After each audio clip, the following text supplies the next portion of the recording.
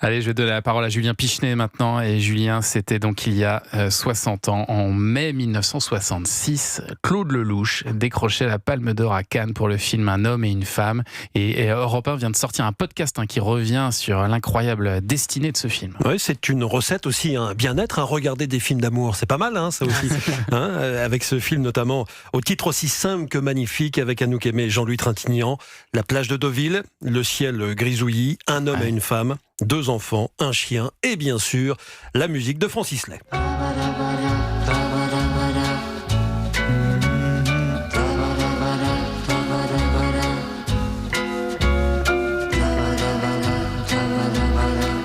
Nous sommes le 20 mai 1966. Claude Lelouch, 28 ans, remporte la consécration suprême, la Palme d'Or à Cannes, à la surprise générale, avec ce film qui émeut le jury et les festivaliers. Vous vous attendiez à ce succès, Jean-Louis Trintignant ? Eh bien sûr. Depuis le premier jour où Lelouch m'a raconté l'histoire, j'étais sûr que ça allait être énorme. En lisant le scénario, simplement. Non, j'ai pas lu, il m'a jamais donné un scénario à lire, mais quand il m'a raconté l'histoire, déjà je savais que ce serait formidable. Ah oui, mais vous êtes quand même un comédien chevronné, vous avez l'habitude de travailler sur des scénarios bien établis. Oui, mais quand on connaît Lelouch, il vous emporte dans un tel enthousiasme et une telle folie comme ça qu'on ne peut pas ne pas marcher, ou alors on est complètement imbécile. Bon, Trintignant dit qu'il s'y attendait, franchement c'était le seul. Parce que, en fait, le plus beau dans cette histoire, c'est qu'un an plus tôt, un an avant cette Palme d'Or, en mai 65, Lelouch avait proposé un autre film au comité de sélection du festival. C'était un pastiche de film d'espionnage qui s'appelait Les Grands-Mamans. Et quand le comité a découvert le film, il était consterné. Comment pouvez-vous nous envoyer une merde pareille ? C'est ce qu'on lui a dit.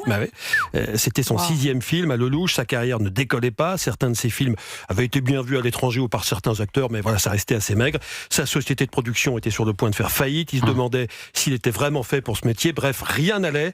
Et le soir où il a appris que son film était refoulé au Festival de Cannes, il a pris sa voiture. C'est ce qu'il fait en général quand il va mal. Et il s'est mis à rouler sans but. Écoutez-le. Je sais pas où je vais, je sais pas ce que je fais, je suis cassé, brisé, et donc je roule très vite. Je me dis, tiens, si je devais avoir un jour un accident, et puis enfin, les mauvaises pensées, il fait nuit, je roule très vite, j'ai pris l'autoroute A13 à l'époque, qui n'allait que jusqu'à Mantes. Après, je prends les petites routes, etc. Et puis évidemment, naturellement, j'arrive à Deauville, parce que je peux pas aller plus loin, il y a la mer, et au bord de la plage, je m'endors dans la voiture, épuisé de fatigue, de tristesse. Alors là, l'histoire devient encore plus dingue. Il va dormir 2 ou 3 heures dans sa voiture, sur les planches de Deauville. Donc, a priori, on n'a pas le droit d'y aller en voiture. À l'époque, peut-être, mais aujourd'hui, essayez de le faire. Vous verrez que ça va mal se passer. Et à son réveil, vers 6 heures du matin, il a une vision, une révélation. Le film va s'écrire tout seul dans sa tête. C'est la marée basse. Je sors de ma voiture, je respire un grand coup et la lumière est sublime. Elle est sublime et à marée basse, très loin, sur la plage, il y a une femme, il y a un enfant qui court autour d'elle et un chien. Et je me dis, mais qu'est-ce qu'elle fout à 6 heures du matin ? Elle est toute seule, il n'y a personne. Je sais pas, j'ai envie d'en savoir plus et je marche vers elle. Et en marchant vers elle, je suis en train d'inventer l'histoire d'un homme et une femme.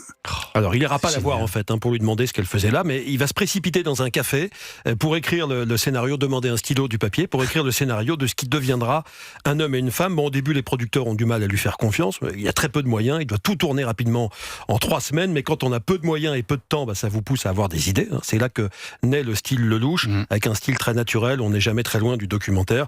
La preuve, les acteurs eux-mêmes ne savaient pas comment allait se terminer le film. Il leur a laissé la possibilité de faire eux-mêmes des choix au nom de leur personnage. Est-ce qu'on reste ensemble ou pas à la fin ? C'est Anouk Aimée elle-même qui le choisit. Tout ça est raconté dans un podcast Destin extraordinaire, donc avec Claude Lelouch que nous avons rencontré il y a quelques semaines. On évoque là aussi, parce que quand il y a eu la Palme d'Or, le général de Gaulle s'est dit il faut peut-être que je vois le film qui a eu la Palme d'Or, ce film français. Donc il a vu le film à l'Élysée entre le général et Yvonne de Gaulle, l'épouse du président de la République. Donc il raconte cette projection privée assez étonnante. Yvonne de Gaulle était en pleurs, très émue. Le général, lui... Il avait des réserves. Il avait d'autres soucis. C'est pas qu'il avait des réserves. Il n'était pas très comédie romantique. Romantique. Exactement, mais en tout cas, il y a eu 2 Oscars aussi pour ce film. Plus de 50 prix au total pour ce film qui a fait le tour du monde. Incroyable cette histoire. On a envie de le revoir là. Absolument. Allez, ça va être le programme du week-end du 8 Un homme et une femme. Merci beaucoup, Julien Pichenet.